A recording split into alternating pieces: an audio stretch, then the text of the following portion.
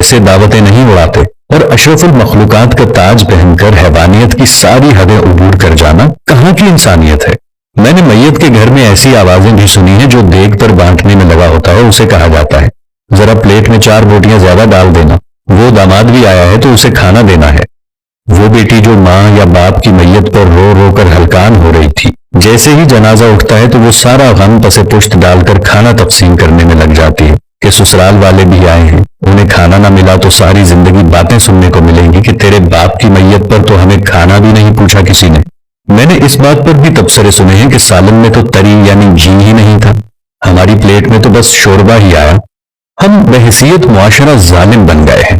خوشیاں تو کجا، ہم نے مرگوں کو بھی اپنے شریکے پورے کرنے کے لیے ایونٹ بنا لیا ہے۔ جب میں کہتا ہوں الہی میرا احوال دیکھ، حکم ہوتا ہے بندے ذرا نامہ یا اعمال دیکھ۔ کچھ سوال آپ کے ضمیر کے دروازے پر چھوڑ رہا ہوں۔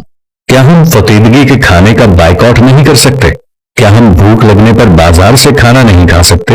کیا ہم گھر میں ایسا اصول نہیں بنا سکتے کہ خاندان میں کوئی کسی کی فقیدگی پر نہیں کھائے گا؟ سوچئے گا ضرور۔ اگر میری کسی بات یا عمل سے کسی بھائی یا دوست کو کچھ ناگوار گزرا ہو تو ان سے نہایت ادب و احترام سے معذرت۔ اب یہ ہم پہ ہے کہ ہم اس بات کو آگے پھیلاتے ہیں کہ محض ایک ویڈیو دیکھ کر گزار دیتے ہیں۔ بات مناسب لگے تو ایک لمحہ ضائع کیے بغیر شیئر کر دیجیے گا تاکہ اصلاح کا یہ سلسلہ جاری و ساری رہے۔ جزاکم اللہ خیر۔